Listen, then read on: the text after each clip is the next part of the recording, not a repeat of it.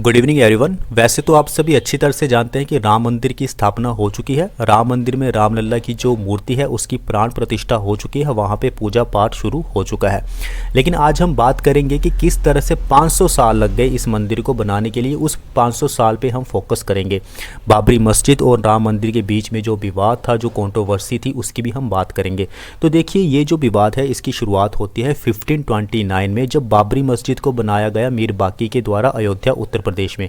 और ऐसा माना गया कि वहाँ पे जन्म स्थान था, बर्थ प्लेस था भगवान श्री राम का। वहाँ पे मंदिर को तोड़ा गया और मस्जिद बनाई गई, जिसकी वजह से मुस्लिम कम्युनिटी और हिंदू कम्युनिटी के बीच में ओनरशिप को लेकर लड़ाई झगड़ा शुरू हो गया था।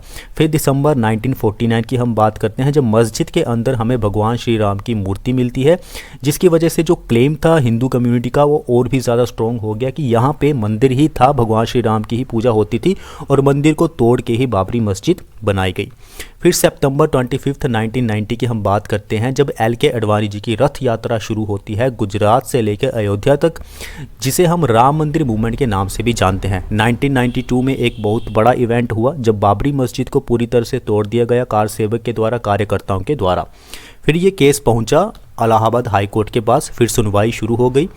जनवरी 7, 1993 में गवर्नमेंट ने अयोध्या के लैंड को पूरी तरह से एक्वायर कर लिया। ठीक है, 2019 में फिर सुनवाई होती है, 5 जज कॉन्स्टिट्यूशन बेंच बैठती है, जिसमें ये केस लंबा चलता रहता है। उसके बाद नवंबर 9, 2019 में सुप्रीम कोर्ट अपना फाइनल वर्डिक्ट देता है, जिसमें कि जो डिस्प्यूटेड लैंड है वो राम मंदिर को दे दिया गया, यानी कि उस डिस्प्यूटेड लैंड पे अब राम मंदिर को ही बनाया जाएगा, क्योंकि वहाँ पे हिंदू लोग जो है, हिंदू कम्युनिटी से बिलोंग करते हैं, हिंदू वर्शिपर जो है, उनकी आस्था वहाँ पे जुड़ी हुई है। इसलिए टेंपल कंस्ट्रक्शन का जो ऑर्डर है वो सुप्रीम कोर्ट के द्वारा वहाँ दिया जाता है, और मॉस्क्यू कंस्ट्रक्शन और मस्जिद बनाने के लिए भी अलग से लैंड दिया जाता है, ताकि एक बड़ी मस्जिद भी बनाई जा सके। देखिए, अब सुप्रीम कोर्ट की जो रूलिंग है, ऐसा नहीं है कि वो भावनाओं में कोई रूलिंग दी है या वर्डिक्ट दी है।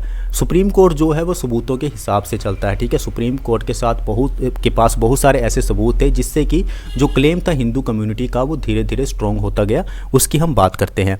Supreme Court's ruling favour the Ram mandir construction due to better evidence. देखिए, better evidence of continuous Hindu worship. ऐसा माना गया कि बहुत लंबे समय से हिस्टोरिकली वहाँ पे पूजा की जा रही है, पूजा की जाती है। उसके बाद जो मुस्लिम पोजेशन था, उनके पास कोई ऐसा खास सबूत नहीं था कि वो बता सके कि नहीं यहाँ शुरू से ही मस्जिद थी। Lack of exclusive Muslim possession, failure of the Sunni Waqf board, और जो सुन्नी वक्फ बोर्ड है उसका भी फेलियर रहा कि वो अपना क्लेम नहीं कर पाए ओनरशिप के लिए। उसके बाद जो सबसे इंपॉर्टेंट एविडेंस था सुप्रीम कोर्ट के सामने, वो था आर्कियोलॉजिकल सर्वे ऑफ इंडिया की रिपोर्ट, जिसमें ये साबित किया गया कि नहीं, वहाँ पे मंदिर था, मंदिर के बहुत सारे अवशेष हमें वहाँ पे मिले हैं। यहाँ मतलब कि वहाँ पे भगवान श्री राम की या वहाँ मंदिर में पूजा की जाती थी, जिसकी वजह से सुप्रीम कोर्ट ने अपना फाइनल वर्डिक्ट दिया। तो ओवरऑल कंक्लूजन क्या निकलता है कि दोनों कम्युनिटी के बीच में ज़्यादा विवाद नहीं हुआ 2019, 20, 21 की अगर हम बात करें, और देश में डेमोक्रेसी की यानी कि लोकतंत्र की जीत होती है कि बहुत अच्छे से निर्णय लिया गया। और बाबरी मस्जिद और राम मंदिर की जो कंट्रोवर्सी थी, उसका बहुत बड़ा प्रभाव भी भारतीय समाज के ऊपर पड़ा है और डेमोक्रेसी की जीत हुई है। और इसी तरह से बहुत सारे जो वर्डिक्ट होते हैं वो सुप्रीम कोर्ट के आते हैं, और उसका बहुत सारी कम्युनिटी सम्मान भी करते हैं। देश में किसी भी प्रकार का कोई दंगा नहीं होना चाहिए, क्योंकि सुप्रीम कोर्ट जो है वो एविडेंस के बेस पे चलता है। जो स्ट्रॉन्ग एविडेंस होगा उस हिसाब से सुप्रीम कोर्ट अपना वर्डिक्ट देगी। तो मिलते हैं नेक्स्ट वीडियो में। Thank you very much.